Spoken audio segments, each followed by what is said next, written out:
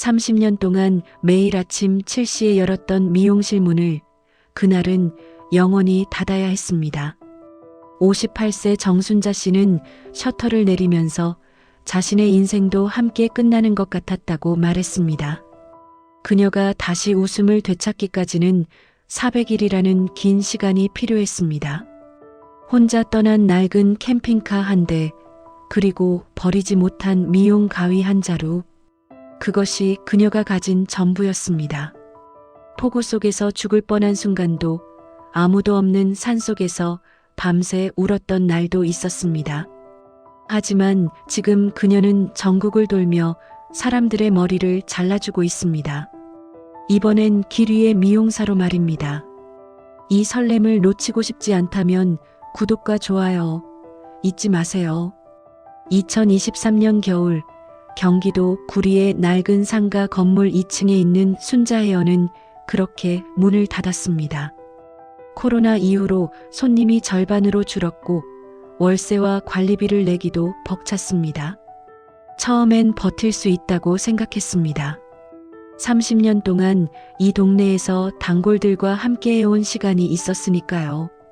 하지만 사람들은 이제 예약제로 운영하는 깔끔한 대형 프랜차이즈로 발걸음을 돌렸습니다. 어느 날 문득 거울을 봤을 때 순자 씨는 자신의 머리가 언제 희끗해졌는지도 모르고 있었다는 걸 깨달았습니다. 가게를 지키느라 자기 자신은 돌보지 못했던 겁니다. 남편은 전직 버스기사였습니다. 61세였고 정년 퇴직 후 집에서 대부분의 시간을 보냈습니다. 순자 씨가 폐업을 고민하고 있을 때 남편은 말했습니다. 이제 그만하고 쉬자. 둘이 여유롭게 살면 되지 않냐고. 하지만 순자 씨에게 미용실은 단순한 일터가 아니었습니다. 그곳은 그녀의 정체성이었고 삶의 이유였습니다. 새벽같이 일어나 가게 문을 열고 손님을 맞이하는 것, 가위질을 하며 사람들의 이야기를 듣는 것, 그 모든 것이 그녀의 인생 그 자체였습니다. 남편은 그걸 이해하지 못했습니다. 아니, 이해하려고 하지 않았습니다. 결국 폐업 통보서를 내고 나서 얼마 지나지 않아 두 사람은 별거를 시작했습니다. 순자 씨는 딸이 사는 아파트 근처에 작은 원룸을 얻었습니다. 남편은 그대로 집에 남았습니다. 이혼까지는 아니었지만 더 이상 같은 공간에서 호흡할 수 없었습니다. 30년을 함께 살았지만 정작 서로를 알고 지낸 시간은 얼마나 되는지 모르겠다는 생각이 들었습니다. 순자 씨는 마지막으로 미용실 바닥을 쓸면서 혼잣말처럼 중얼거렸습니다. 내 머리카락보다 가벼운 인생이구나. 눈물이 흘러내렸지만 닦지 않았습니다. 그냥 그대로 바닥에 떨어지도록 내버려뒀습니다. 폐업 후 반년이 흘렀습니다. 순자 씨는 아무것도 하지 않았습니다. 아침에 눈을 뜨면 텔레비전을 켰고 저녁이 되면 그대로 껐습니다. 그 사이에 무엇을 했는지 기억나지 않았습니다. 밥도 제대로 먹지 않았습니다. 배가 고프지 않았습니다. 딸이 찾아와서 엄마 여행이라도 다녀오라고 말했지만 순자 씨는 대답하지 않았습니다. 어디를 가든 무슨 소용이 있겠냐고 생각했습니다. 자신이 사라진다 해도 세상은 아무렇지 않게 돌아갈 것 같았습니다. 딸의 권유로 병원에 갔을 때 의사는 경도 우울장애라는 진단을 내렸습니다. 약을 처방받았고 하루 2번 복용했습니다. 하지만 약을 먹어도 마음속 공허함은 사라지지 않았습니다. 오히려 점점 더 깊어지는 것 같았습니다. 그녀의 세계는 완전히 멈춰버렸습니다. 시간은 흘러가는데 자신만 그 자리에 고정되어 있는 기분이었습니다. 거울을 보는 것조차 두려웠습니다. 거울 속 자신이 누구인지 모르겠다는 생각이 들었기 때문입니다. 그러던 어느 날 오래된 단골 손님이 찾아왔습니다. 70대 중반의 남자였는데 순자 헤어가 문을 닫았다는 소식을 듣고 일부러 인사하러 왔다고 했습니다. 그는 순자 씨에게 차 한 잔을 건네며 말했습니다. 내가 타던 캠핑카를 좀 정리하려고 하는데 싸게 넘길까? 캠핑카를 몰고 다니다가 이제 나이가 들어서 더는 못 다닐 것 같다면서 관심 있으면 연락하라는 전화번호를 남기고 갔습니다. 순자 씨는 처음엔 웃어넘겼습니다. 캠핑카라니 자신과는 전혀 관계없는 일이라고 생각했습니다.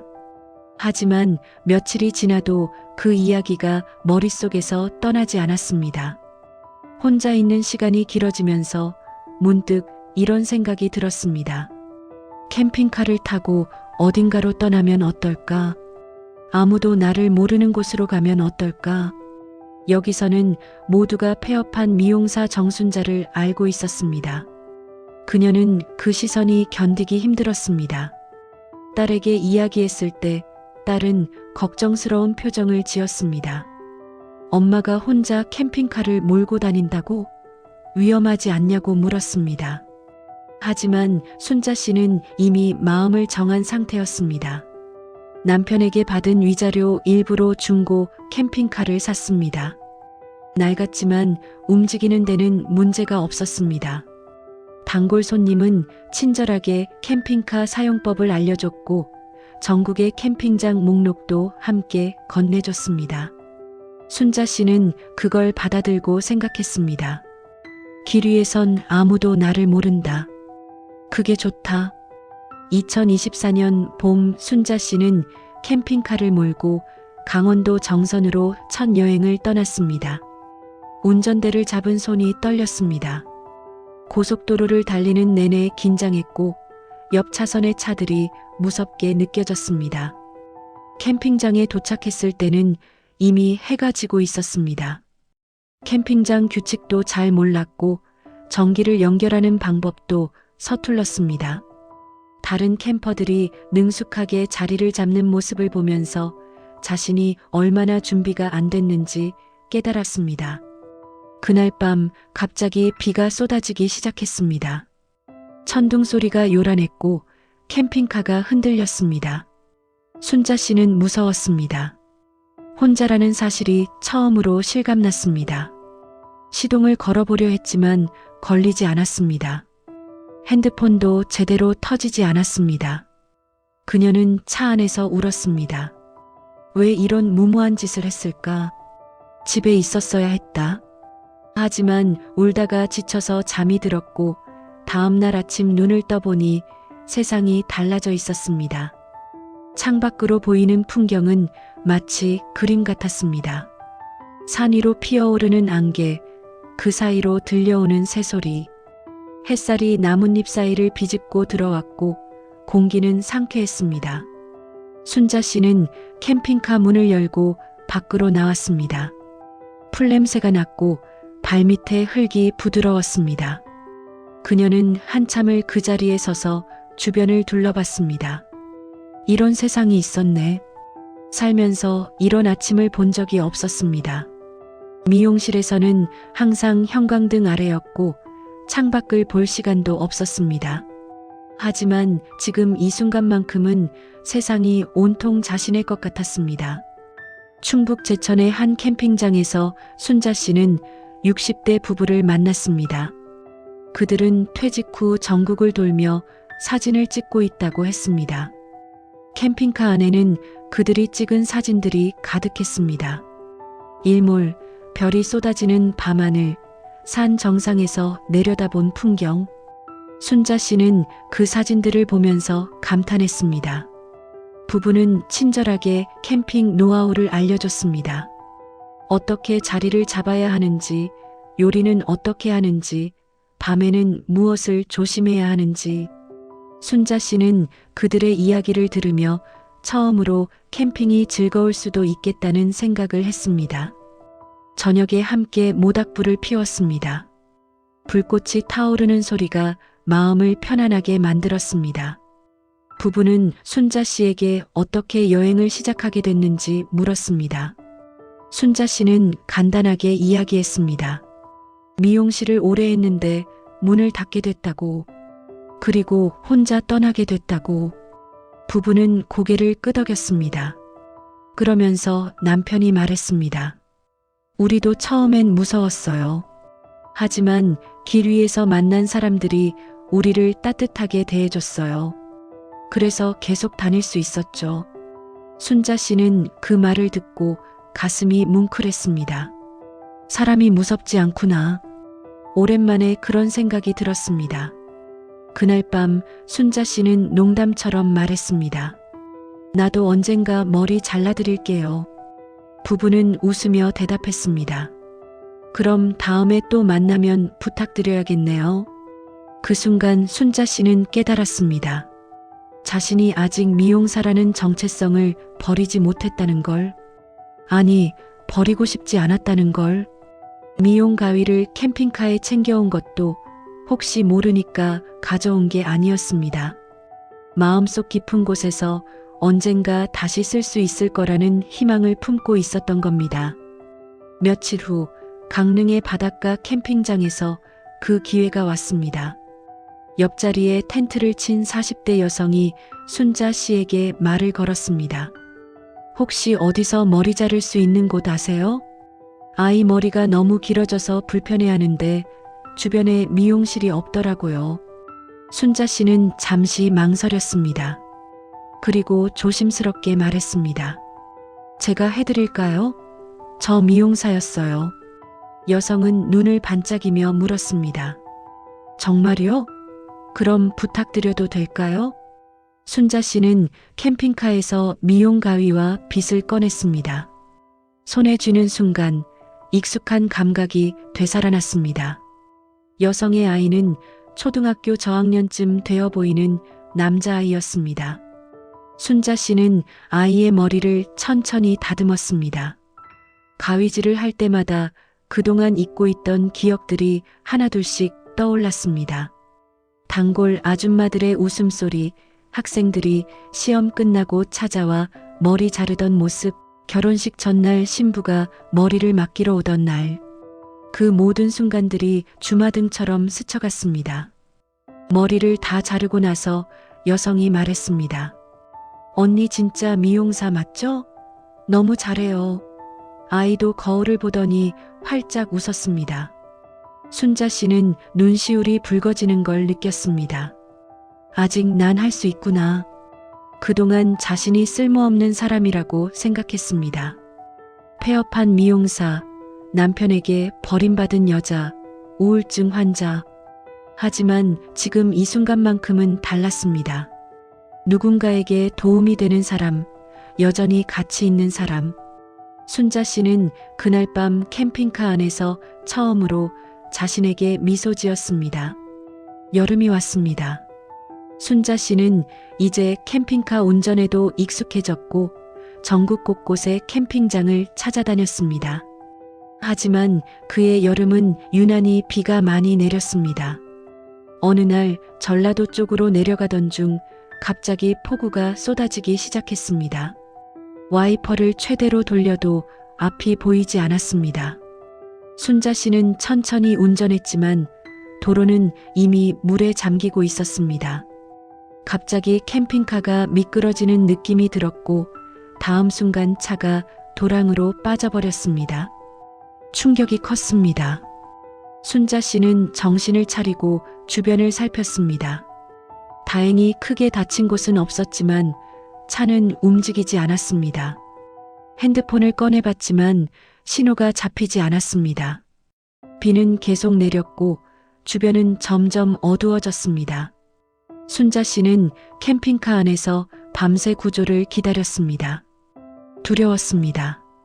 아무도 지나가지 않는 길이었고 이대로 갇혀 있으면 어떻게 될지 알 수 없었습니다. 그녀는 생각했습니다. 이제 그만할까? 집으로 돌아가야 하는 게 아닐까? 이렇게 위험한 일을 계속할 필요가 있을까? 하지만 밤새 잠을 이루지 못하고 뜬 눈으로 지새우면서 순자 씨는 깨달았습니다. 지금 포기하면 자신은 정말로 끝이라는 걸, 다시는 일어설 수 없을 거라는 걸. 그녀는 이를 악물었습니다. 살아야겠다고 결심했습니다. 다음 날 아침 일찍 지나가던 트럭 운전사가 순자 씨를 발견했습니다. 그는 차를 세우고 내려와 도와줬습니다. 견인차를 불러줬고 순자 씨가 안전한지 확인했습니다. 순자 씨는 고맙다고 몇 번이나 말했습니다. 트럭 운전사는 담배를 한 대 피우며 말했습니다. 이왕 여기까지 왔는데 끝까지 가봐요. 포기하면 후회하니까. 그는 담배를 끄고 다시 트럭에 올라탔습니다. 순자 씨는 그의 뒷모습을 한참 동안 바라봤습니다. 그 사건 이후 순자 씨는 달라졌습니다. 더 이상 두렵지 않았습니다. 죽음의 문턱까지 갔다 온 사람처럼 이제 삶이 소중하게 느껴졌습니다. 그녀는 캠핑카에 작은 팻말을 만들어 붙였습니다. 노을 미용실, 그리고 전국의 캠핑장을 돌며 사람들의 머리를 잘라주기 시작했습니다. 돈은 거의 받지 않았습니다. 그냥 커피 한 잔 혹은 식사 한 끼면 충분했습니다. 사람들은 머리를 자르면서 자신의 이야기를 꺼냈습니다. 회사에서 퇴직하고 방황하고 있다는 50대 남자, 남편과 사별하고 혼자 여행을 다니는 60대 여자, 대학 입시에 실패하고 방황하는 20대 청년. 순자 씨는 그들의 이야기를 들어줬습니다. 말없이 고개를 끄덕이며 때로는 공감하며 때로는 위로의 말을 건넸습니다. 그리고 머리를 다 자르고 나면 사람들은 말했습니다. 선생님 머리 덕분에 새 사람이 된 기분이에요. 순자 씨는 그때마다 대답했습니다. 머리만 자른 게 아니라 나도 다시 태어난 것 같아요. 가을이 왔고 겨울이 다가왔습니다. 순자 씨는 1년 만에 집으로 돌아갔습니다. 딸이 먼저 알아봤습니다. 엄마 얼굴이 완전히 달라졌어요. 순자 씨는 웃었습니다. 그리고 딸을 데리고 캠핑카를 보여줬습니다. 이게 내 두 번째 인생이야. 딸은 캠핑카 안을 둘러보며 눈물을 참지 못했습니다. 벽에 붙어 있는 사진들, 사람들이 써준 감사 편지들, 작은 팻말에 적힌 노을 미용실이라는 글씨. 딸은 엄마를 꼭 끌어안았습니다. 이제는 나도 엄마 믿을게. 두 사람은 한참을 그렇게 안고 있었습니다. 이듬해 봄 순자 씨는 유튜브 채널을 시작했습니다. 노을 미용 사TV. 전국을 다니며 사람들의 머리를 잘라주는 모습, 캠핑장에서의 일상, 길 위에서 만난 사람들의 이야기를 담았습니다. 처음엔 조회수가 얼마 나오지 않았습니다. 하지만 점차 사람들이 찾아오기 시작했습니다. 댓글에는 이런 말들이 쏟아졌습니다.